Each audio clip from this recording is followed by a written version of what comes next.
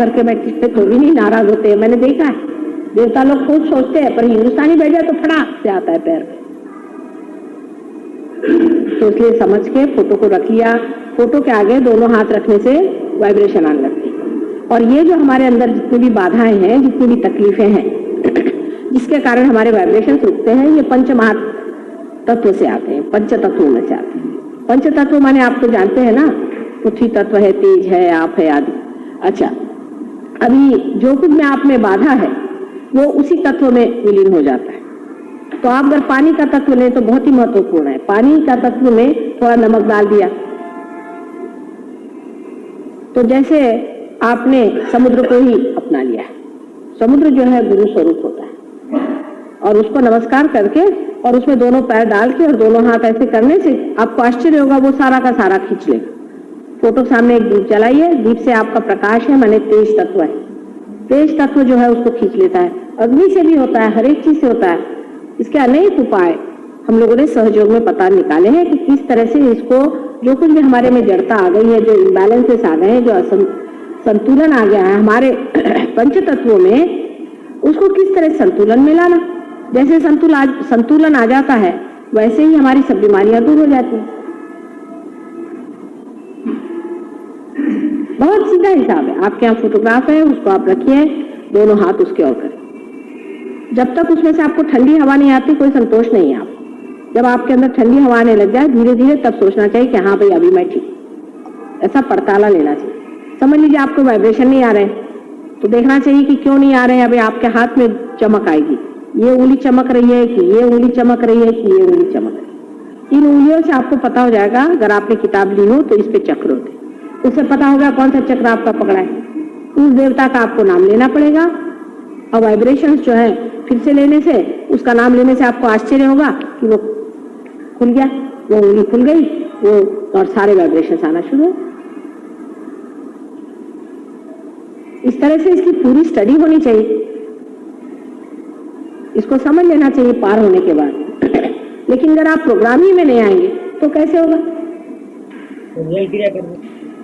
दो चीज, एक तो आप हमेशा एक दिन रखिए।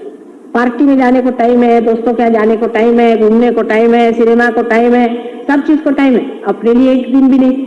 फिर माता जी के लिए भी तो सरदर्द होता है। जब आती वहां से लौट के तो देखते अरे बाप रे, ये बंबई वाले तो भगवान बचा।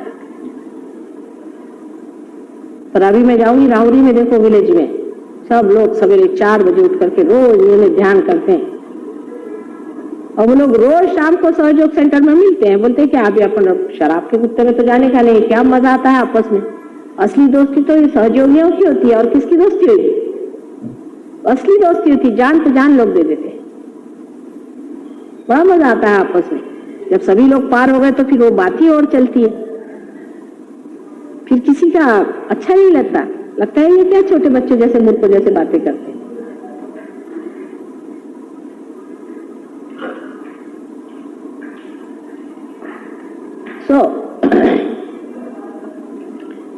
ये क्या करना है, इसकी प्रक्रिया क्या है, किस तरह से करना है, इसलिए किताब भी है, उसको भी आप ले लीजिए, देखिए।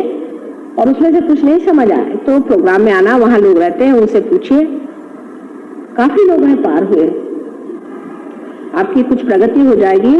जब आप कुछ स्थिर हो जाएंगे तब आपको और भी चीजों में एक्सपोज किया जाएगा,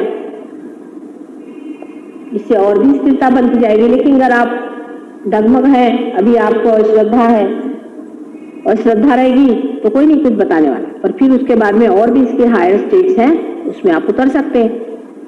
जैसे पूजा क्या चीज है ये वगैरह। फिर पूजा में सब लोग नहीं आते क्योंकि हम सबको बुलाते नहीं है। वो दशा नहीं है ना, श्रद्धा होनी चाहिए।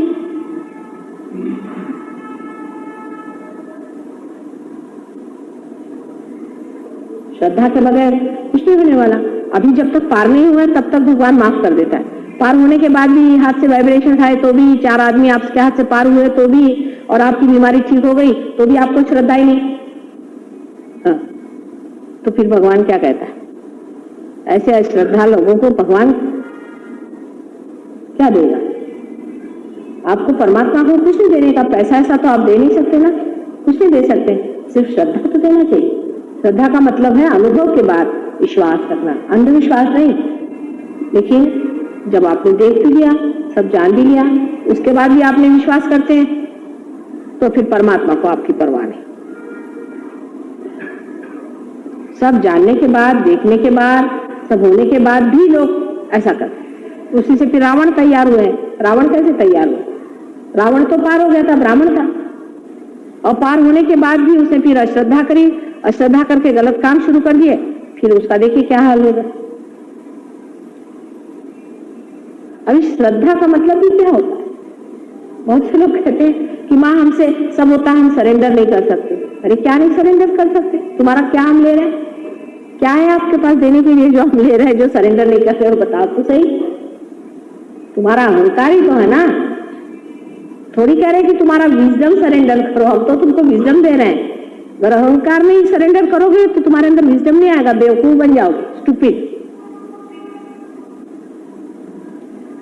यही तो पाश्चिमात्य देशों में हुआ कि अहंकार पे ही स्थित है वो लोग, ईगो ओरिएंटेड है, तो स्टूपिड हो गए।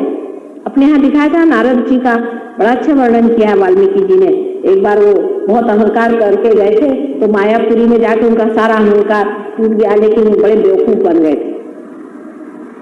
जिस आदमी में अहंकार होता है वो बड़ा ही बेवकूफ होता है। उस अहंकार को अच्छा ही है कि समर्पित कर दे। अहंकारी मनुष्य महामूर्ख ही होता है, लोग सब हंसते हैं उस पर, उसको नहीं समझ में आता है। ऊपर से भी जो नम्रता बहुत लोग लाभ लेते हैं, बिजनेस वाले हुए, सरकारी नौकर हुए, ऊपर से बहुत अच्छे से बात करते हैं, कोई असली अनम्रता नहीं। असली नम्रता तो सिर्फ विजडम से आती है, सुबुद्धि से आती है। तो सुबुद्धि का जागरण होने से ही, सुबुद्धि के आशीर्वाद से ही मनुष्य उस जगह स्थित होता है जहां वो है। ये तो मैंने बता दिया कि आपके वाइब्रेशंस अगर खो जाएं तो क्या करना चाहिए और किस तरह से रहना चाहिए। अब आप लोग फोटो भी ले लीजिए, और फिर से मैं कहती हूँ कि हर हफ्ते जहां भी प्रोग्राम हो वहां आना चाहिए। अब हम यहाँ जितने दिन भी हैं, अब बोरीवली में प्रोग्राम है या कहीं भी प्रोग्राम है, जितना बन पड़े वहां आइए। ऐसे हम रहते भी यहाँ पास में नीलांबर में है, सवेरे के टाइम वहां भी आइए, सीखने की कोशिश करिए, जानिए और देखिए क्या चीज है। ये तो है नहीं कि बाजार में गए और भाई हमने 5 पैसा दिया, चलो हमको चावल डाल दे। ये नहीं, ये दुकानदारी नहीं है। हम सब लोग दुकानदारी के उससे आते हैं, एटीट्यूड से कि हम तो दुकान में आ गए, हमको क्यों नहीं हो रहा? नहीं हो रहा तो नहीं हो रहा, मैं क्या करूं? इसका एटीट्यूड उल्टा है, अब समझे ना? इसका एटीट्यूड उल्टा है, नहीं हो रहा, क्या बात है, पता नहीं, ऐसा कहना चाहिए। आपका कोई दोष है इसलिए नहीं हो रहा है, आपका अधिकार होना चाहिए घटित होने के लिए, और आपका अधिकार नहीं है तो क्या बात से नहीं है वो देखना चाहिए कि क्या बात है। माँ, कौन सी कमी रही है मेरे अंदर?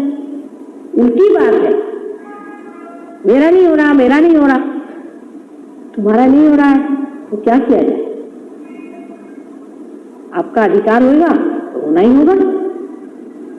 अरे ऐसा ही है जैसे कि तुम बैंक में जाते हो, तुम्हारा अगर वहां कुछ पैसा जमा नहीं होगा तो कहते मेरा चेक ही कैश नहीं हो रहा, पैसा ही जमा नहीं तो मैं क्या करूं? हम तो बैंक में बैठे हैं, तो तुम्हारा कुछ पैसा भी तो उधर जमा होना चाहिए, तो उधर पैसा ही जमा नहीं है। सब अभी तक ओवरड्राफ्ट चल रहा है, तो फिर थोड़ी देर में रुक जाता है। ओवरड्राफ्ट अभी से ज्यादा नहीं दे सकते।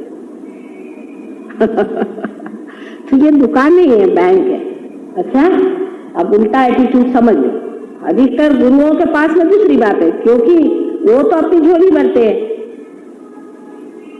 उनको तो मतलब नहीं है कि भाई आपका क्या हाल है। अब समझ लो कोई आ गया मेरे पास में, ये भाई साहब आई आए कि माँ मेरा क्यों रुक गया? तो बेटे तू सिगरेट पीता है? नहीं। तो मंत्र बोलता है? ठीक है मंत्र बंद कर। नहीं मैं मंत्र नहीं बंद कर सकता, तो भैया मैं क्या करूं? इलाज तूने पूछा तो बता दिया। एटीट्यूड का फर्क होना चाहिए, इसकी सोचना चाहिए कि हम क्या मांग रहे हैं या क्या दे रहे हैं। गुरु लोगों का क्या है, कुछ भी करो। सिगरेट पीते तो हम तुमको बढ़िया और भी सिगरेट ला देंगे फॉरेन से। उनके शिष्य लोग फॉरेन से शराब लेके आते हैं, बढ़िया बढ़िया वाली फॉरेन की शराब। कोई कोई गुरुओं के यहाँ तो फॉरेन की शराब मिलती है। और गांजा चाहिए तो गांजा ले लो, जो चाहिए वो करो, खुद भी 5-5, 6-6 एयर होस्टेसेस को रखे रहते हैं, और तुम लोग भी रख लो, कोई हर्जा नहीं। शराब पीना पियो, कुछ भी करो, हम तुमको कुछ नहीं बोलने वाले, हम ऐसे नहीं है तुमको सताने वाले, तुमको जो करना है करो, बहुत अच्छा आदमी हो तुम, बस तुम्हारी पर्स मेरे को इधर दे दो और तुम्हारे बीवी बच्चों को भी मेरे पास कर दो, बस काम खत्म। तुम काहे को परेशान हो रहे हो? मैं सब पैसा रख लेता हूँ, तुम्हारे बीवी बच्चे भी संभालता हूँ, और तुम गए क्यों नहीं? ऐसे गुरु लोग बड़ी जल्दी पनपते हैं।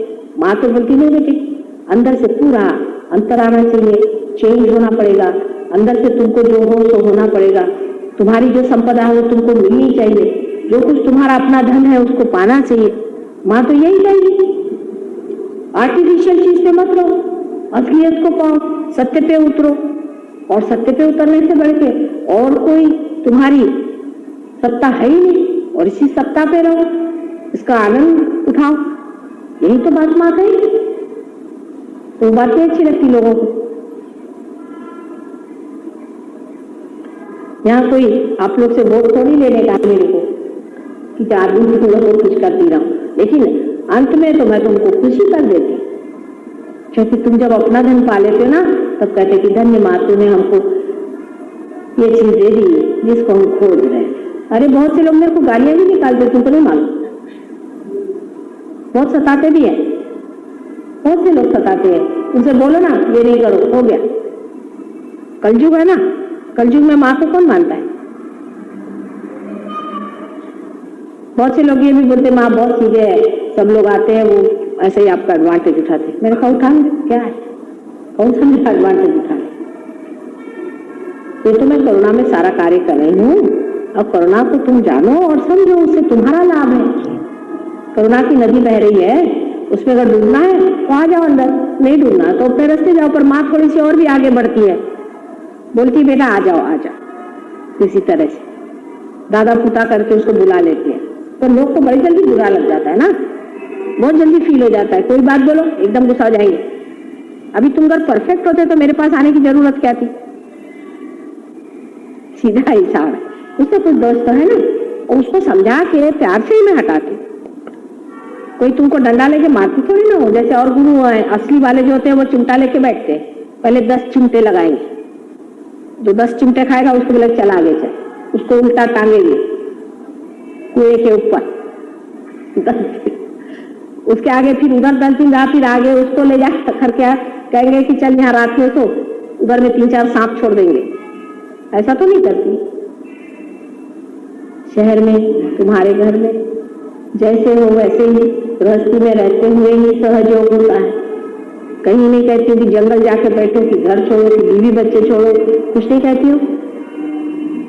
जैसे जहां हो वहीं पानी का है, तुम्हारे अंदर ही है, कहीं बाहर जाने की जरूरत नहीं, कोई संन्यास लेने की जरूरत नहीं, कुछ करने की जरूरत नहीं, सिर्फ अपने दोषों की तरफ देखना और उनको साफ कर लेना है, अपने को पवित्र बनाना है, और उसकी शक्ति भी मैं तुमको दे देती।